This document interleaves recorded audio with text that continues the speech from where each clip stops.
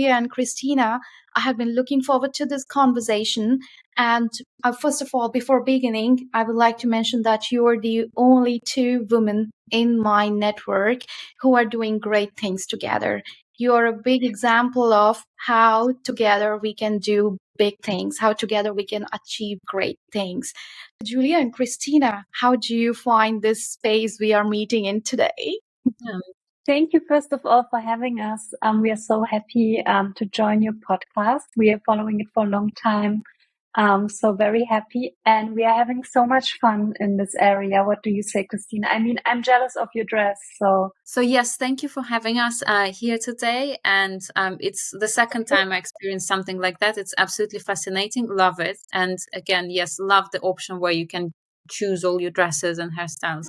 Yes, I think that's the most exciting part.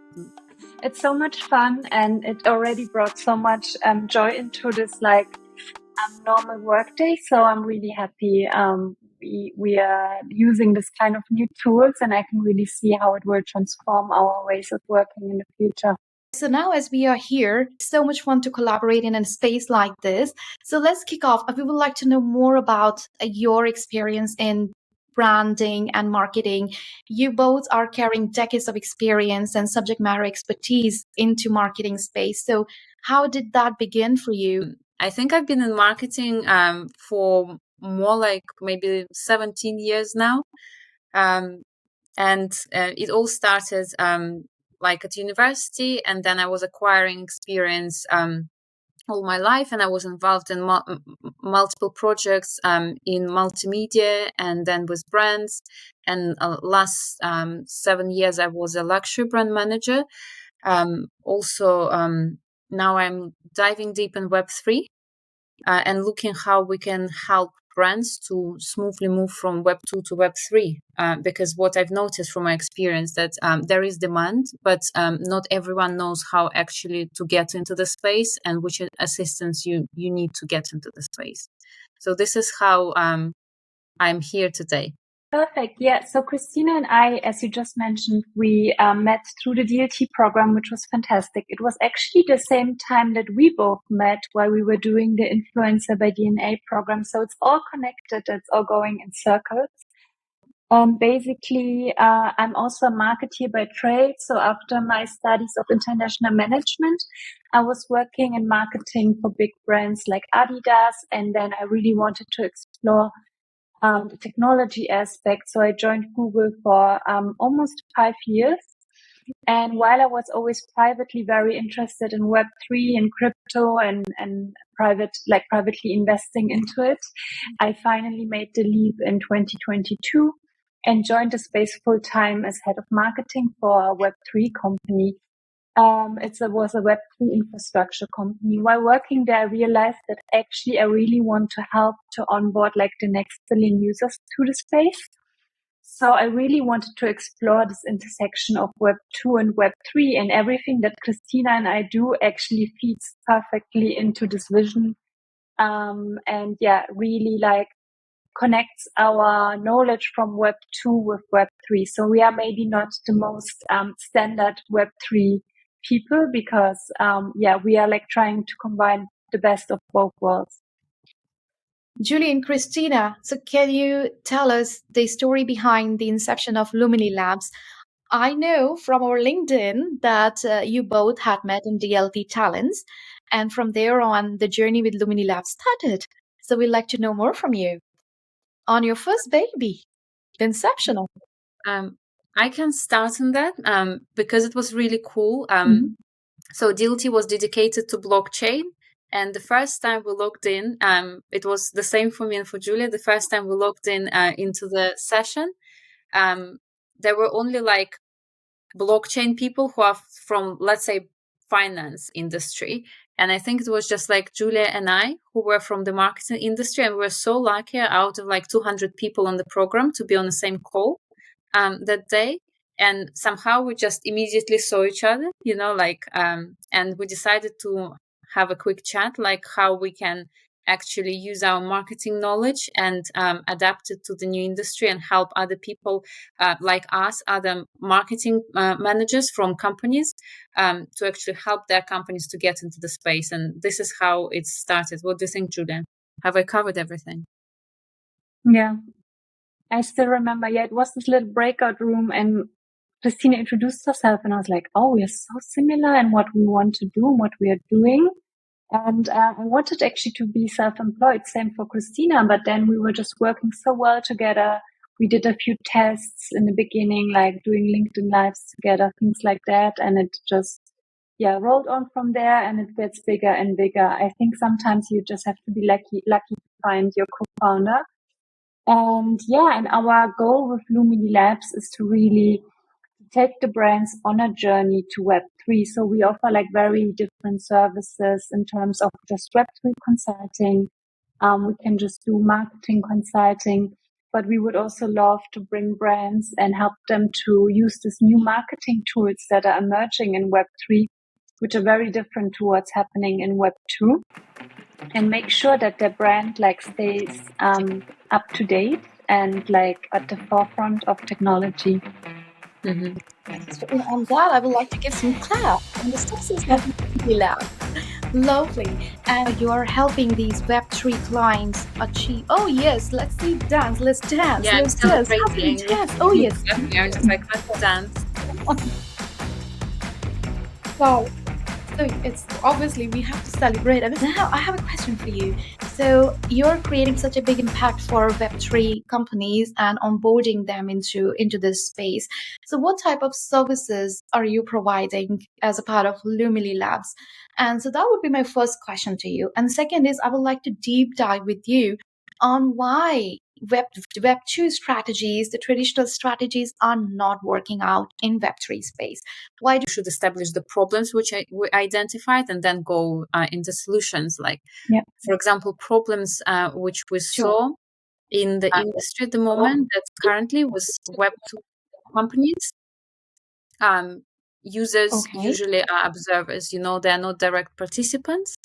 And Web3 helps to address that. Also, we have a question how brand storytelling can be done better. And within Web3, with all these immersive technologies, it can be done the same way as it's done today, like it's a complete game changer. And also we have two other pillars, which we like to talk about on our webinars. Julia, do you want to take this too? Yes.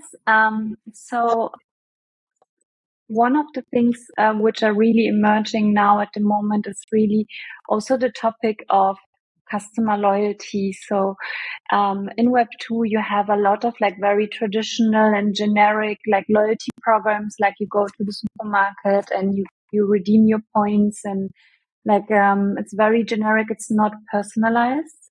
And then the last topic, which I saw a lot while I was working in big tech, is the problem of centralized data. So basically it's a black box. So on the user perspective, you don't really know what's happening with your data. And while we were talking to a lot of users, so we conducted a lot of user interviews as part of our work. We also found out that people don't even want to talk about data because they're so frustrated and there is no like known solution to them. So of course, we as old Web3 wizards, you already know where this is going, but they are so frustrated. They are like, there's nothing I can do. I don't even want to talk about data. So I think these four topics of brand elevation, customer loyalty, engagement, and data are really changing in Web3. And that's what we are addressing with our work at the moment. So what I wanted to say that there are several ways we can use to address it to help everyone who needs our help, if I can say so. We can use, for example, NFT collections for creating sense of ownership, for some cool collaborations within the industry. We offer game development because there are several cool gaming platforms which can help with brand storytelling or with brand promotion, which we call like gamified experiences. And also we can help with overall Web3 strategy. If a client needs to develop, like the omni-channel strategy, how they can reach their customers. Julia, anything? Yeah, and we can also talk about how in general the Web 2 versus Web 3, how these different pillars are evolving. I think that's something we didn't mention so far. Yes, Do you want to certainly. say? Yes, Yeah. absolutely. Yeah. So let's talk about, I would like to know more on why we need these new strategies. Why are we working towards evolving these marketing strategies? And that too coming from your subject matter expertise into brand, working with all these big brands in the last decade and more. Kristina, with you working 17 years in the industry, and Julia, you too, working for these many years in the industry. Yes. So why do we need these new Web3 strategies? So we can do some comparison here. Mm-hmm. Yeah, I can start. So, for example, I mentioned the problem of centralized data.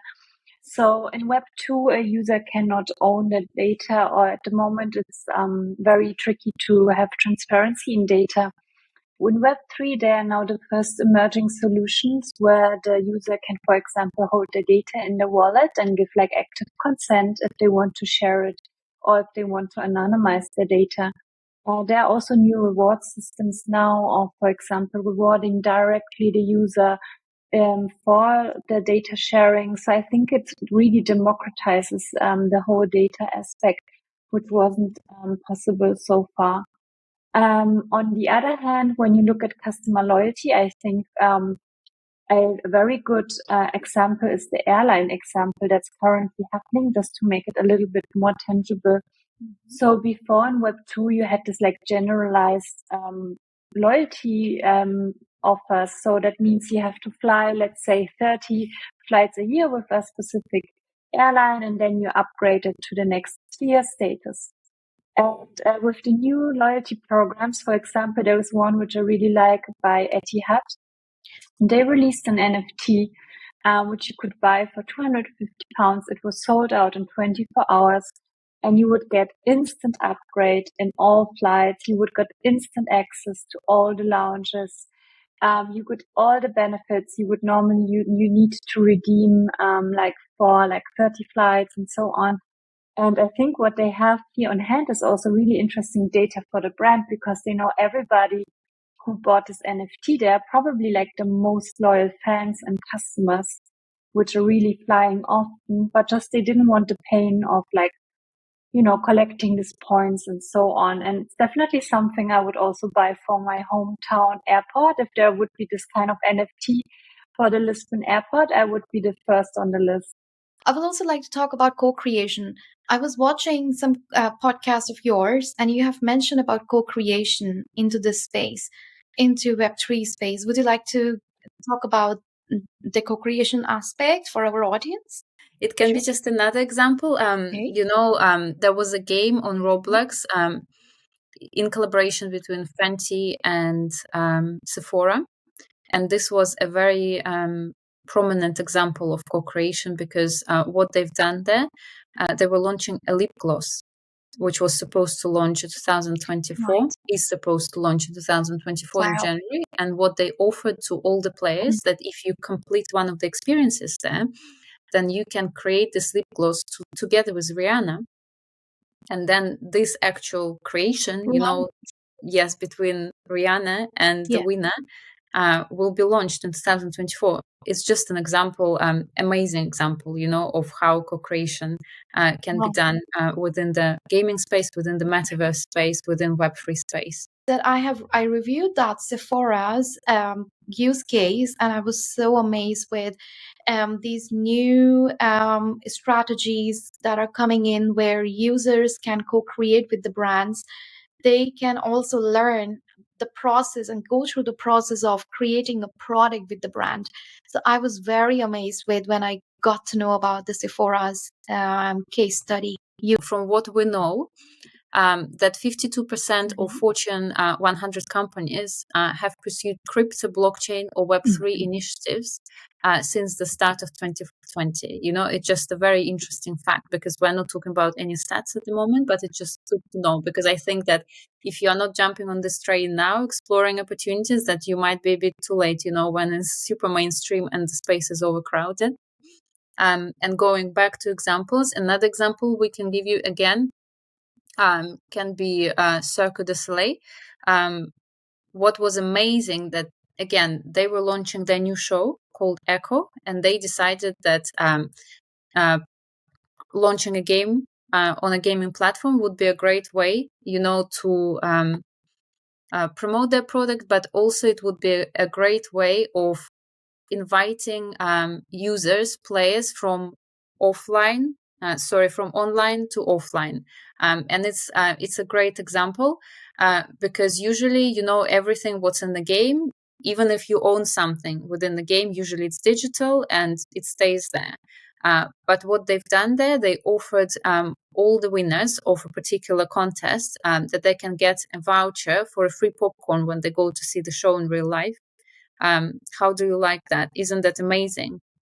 Because in this case, you know, like your game carries on in real life. And also the same thing, merchandise they were launching there. Again, you can purchase all these T-shirts and decorated, I don't know, bottles for water and little pieces, also decorated with prints from the game. So again, you are taking your game in your real life, in the offline world, which is like, yeah, it's just another use case on top of the co-creation. So, Julia and Christina, congratulations on starting Tingz. Tingz is a platform for gaming for branding. Gaming platform where brands can create their own games and share it with their customers and reach wider audience. So I would like to understand more about Tingz from you guys. But before that, I have a few questions. So I played games when I was a kid. And in the last few years, I have not touched a single game. And I would judge people who would play games that, well, are they wasting their time? And even my own nieces and nephews, you know, when I would go back home, I would just see them binging gaming. I share same memories. When I was a kid, I used to play games. I played Sims and other little games and simulations. But when I went to university and then the life started, you know, like there was no time for this. And for many, many years, I never even looked at the gaming. I saw some people around me. Sometimes they're playing games, but they're more like little casual games, you know, not like anywhere near it's what I used to play. And then one day, you know, it's a personal story here. One day in news, I saw that a brand which is called Kate Spade, they launched a game, how they called a new game in metaverse.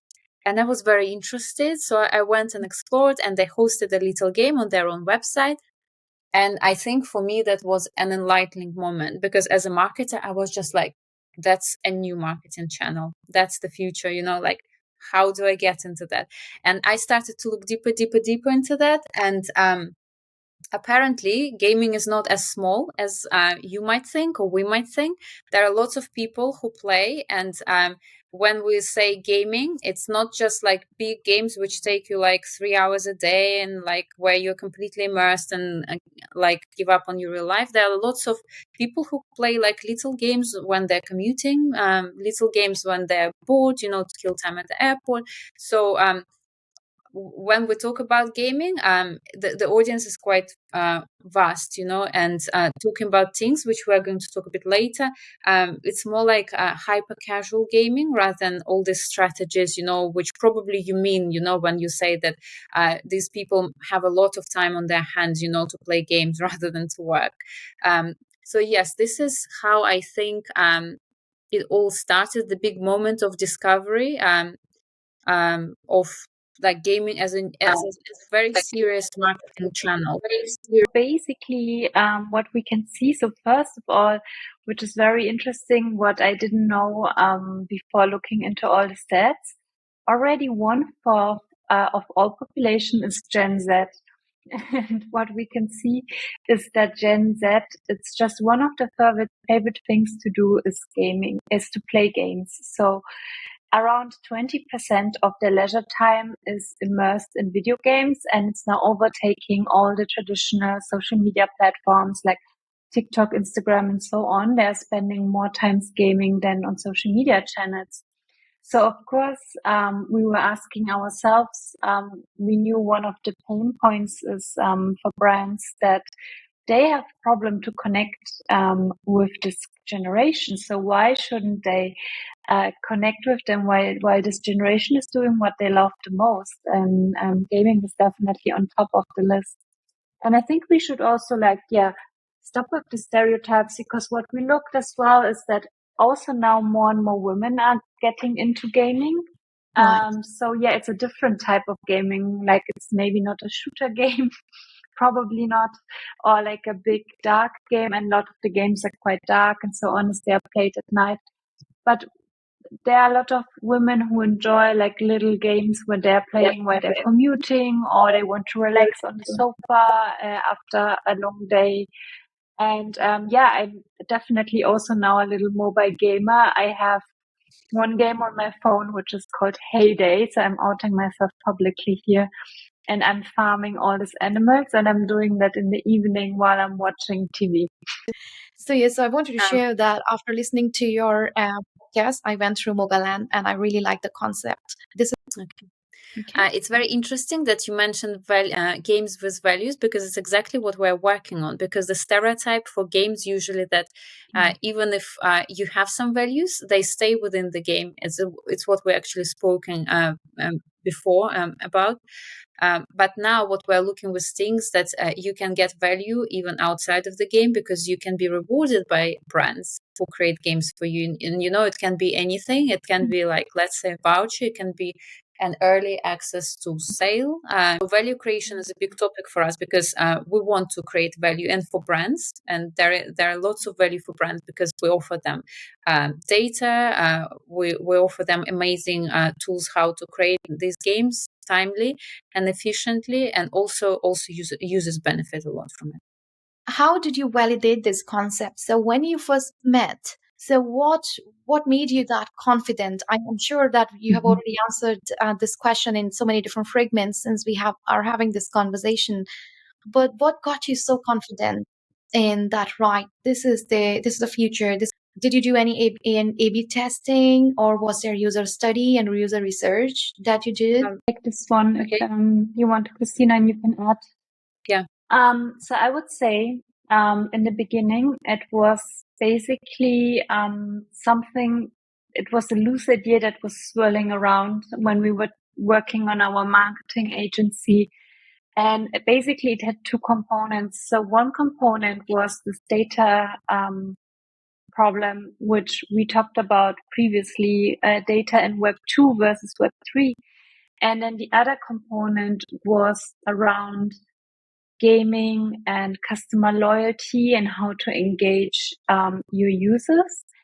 And somehow we merged these two ideas, and it was solely based, I would say, on our intuition. It was a gut feeling.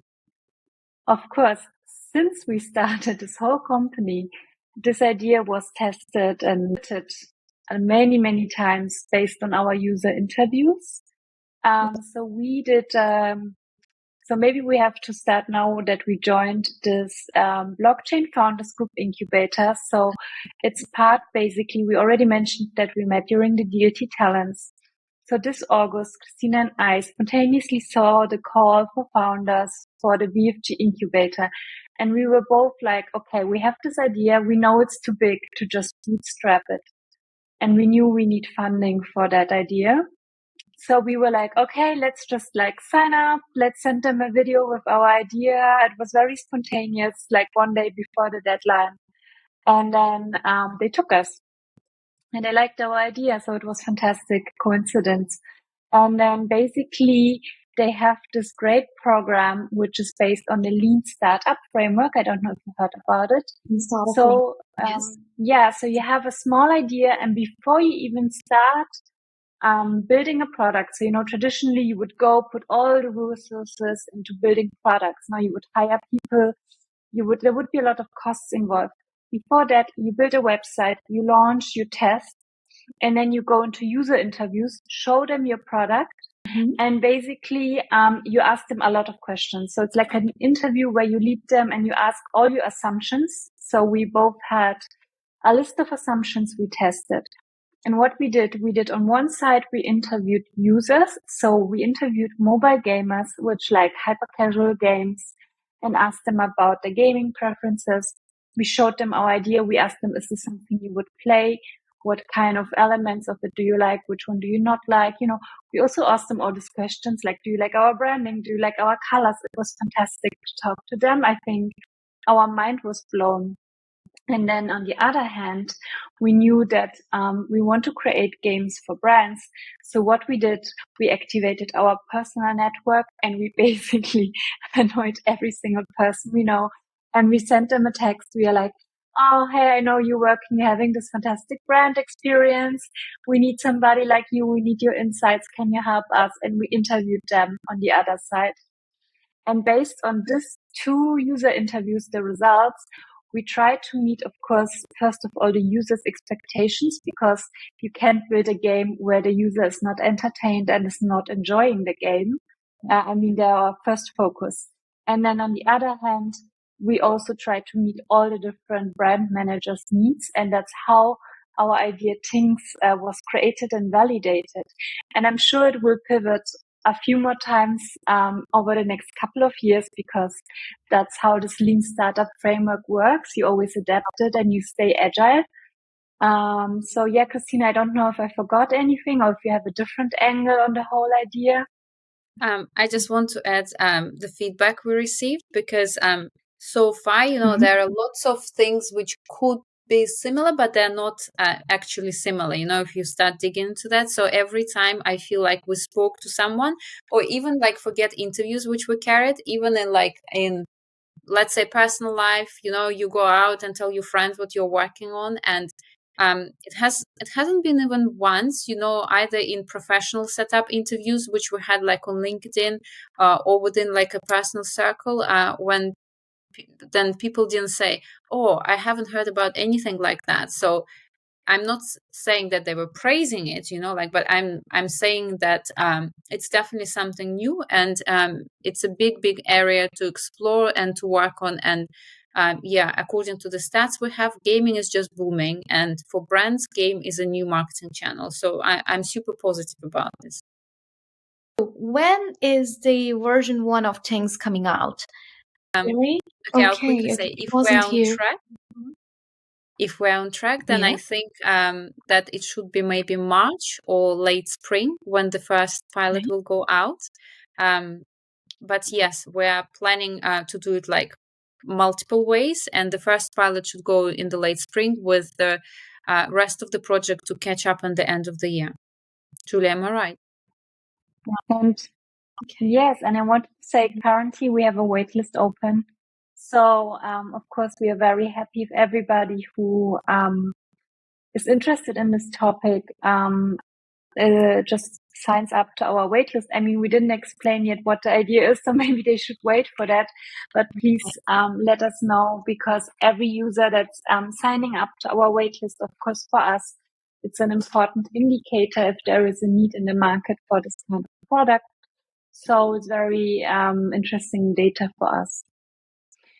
And so I think that's about the product development. Yeah. Right. And Julia and Kristina, so you've mentioned about blockchain incubator founder program type of support the BFG provides, and when you are a part of this program, how a day female entrepreneur in Web3 their life looks like. So what is the day in your life looks like? Yeah. So currently most of our time goes into Tingz while we are definitely in this incubator. So we have basically, with the BFG founders group, we have daily workshops. They start quite early, like at 8 a.m. in the morning. So we have an early start. And that's how usually we kick off the day. Then Kristina and I sync the two of us to go through the different tasks that are waiting us, because basically each week has a different theme and a different deliverable. Let's say, for example, last week, what was our last week? Do you remember, Kristina? Last week, let's say our Yeah. personal branding. Yeah, that's not a good example. Maybe it's the launch of the product. So we have to prepare like press releases. We have to prepare sales materials. We have to prepare social media posts and so on. And then on Friday at the end of the week, we basically have a quick stand-up meeting where we are measured, where we are presenting for 5 minutes, and then we are also measured against our competition, because there are of course other projects in the same program, and we are all fighting to get funding at the end. So there is this little bit of a dragon den atmosphere. So we're always giving our best. And when we have a single moment of free time, that's where we basically go into our other projects. And yeah, of course, as you can imagine, there are some late hours involved at the moment. But I think that's the life of an early stage startup founder. So we are giving it all our heart and passion. In general, the BFG program is not only for women, it's for both genders. So it's not directly tied to the DLT talents. But for example, Philip Sander is also part of the BFG group, and he's, you know, the head of this DLT talents program. So they are the same type of people. And we also get, as I just mentioned, a lot of workshops, and we get advice from the team, direct feedback on what we are doing. Let's say we are presenting, they're giving us immediate feedback. So we are always learning and developing. And yeah, and then of course we are getting a really nice network of the BFG founders group. They're also introducing us to, let's say, previous cohorts, to companies they know. So this is fantastic. And then the other thing is we are meeting so many founders which are on the same journey as us.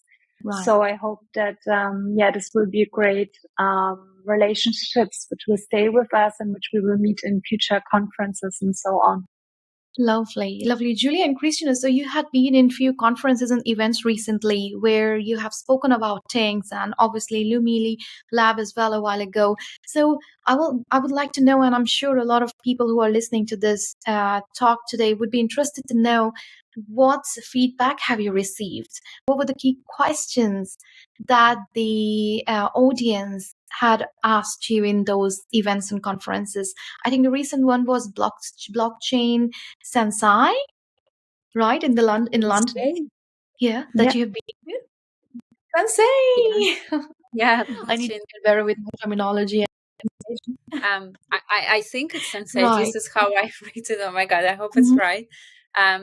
So yes, it was an event in London, and Julia and I were both attended. It was in business school at Greenwich University, and we presented Tingz there to people who actually attend the business school, and the topic was how gaming can be used in marketing, basically business cases. And Tingz is, as we discussed, that's exactly on point.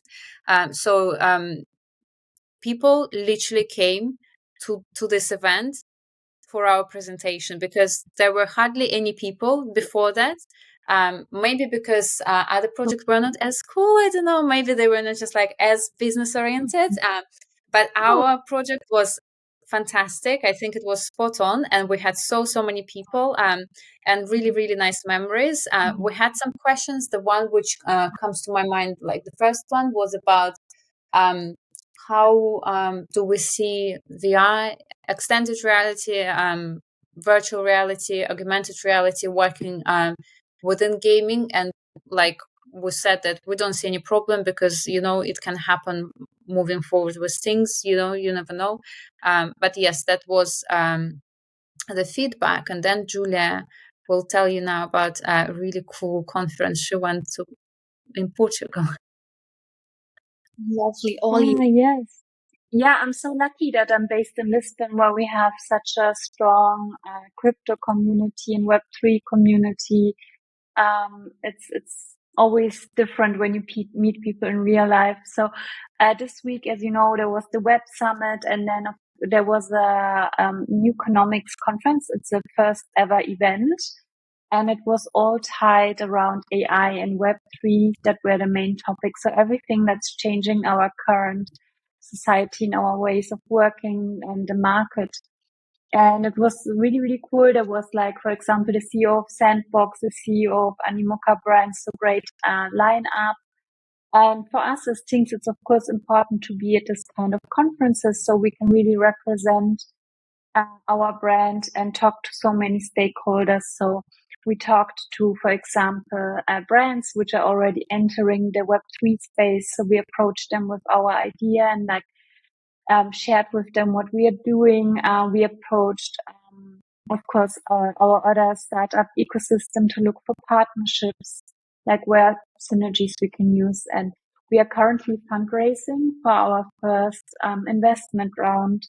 So it's also important to meet investors and VCs at this kind of conferences, which are really deep into that area.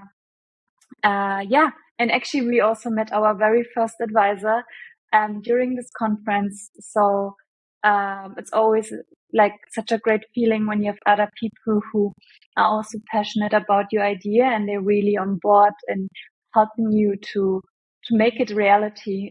So we need these people who inspire us and make our vision even bigger, because the two of us are not enough to do it. I'll be so proud, and I'm already so proud that I know you both, and seeing that how much innovation and great work into this Web3 space you both are doing together. So obviously, as I said in the starting of our conversation, your unity proves that great things can be done together. And great support of people around you, LT talents of BFG group. Something to add, we have an announcement actually.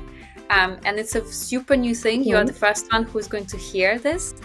So what we're going to say, starting the next week, we're launching our new Tingz partnership program. So everyone who is going to listen to this podcast, if you're a marketing agency, then you might be interested. If you have someone who's interested in building a game on Tingz, then please contact us, and it would be great to discuss further, how we can work on that together. That's great, Kristina. Love this one. Mm-hmm. So at the heart of our whole game solution, you would think, so where actually is the Web3 element? So that's where we go back to the rewards and the data topic, which I mentioned so often. And I know data is not sexy, but it's close to my heart, working in data for so many years. So I would really love to have an impact in that area. And basically what we are looking at, so with Tingz, data is at the heart of the solution, because basically the users who are joining this platform will be able to fill out a little data profile where they can either give like active consent to share the data, or they can basically stay anonymous and don't share the data.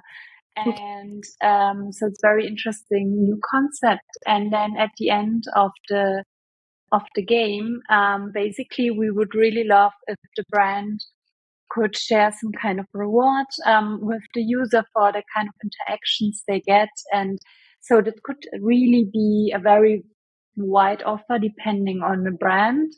So let's give it as an example. In Roblox, Gucci gave like this Gucci beanie. And basically people go crazy about it. They love their Gucci beanie. They put it on their avatars and so on. I think that was really fun reward. Of course, it could be also like a real world reward, like a voucher or something like that. So yeah, it's very, very flexible, but yeah, we all love some kind of rewards. It could be also like a superpower in the game, that they get some magic superpowers in the future. So yeah, we will explore the topic, and so on, but we want to make sure that the users are really at the center and the forefront of Tingz. Lovely, great, wonderful, Kristina, wonderful, Julia. It's been a lovely conversation. Be in touch, and this podcast will be released shortly. Thank you for having us. Thank you. Thanks. Thank you so much. It's lovely to know about everything Lumily, everything Tingz, and also about the great personalities that I'm talking to. We have spoken to today, Kristina and Julia.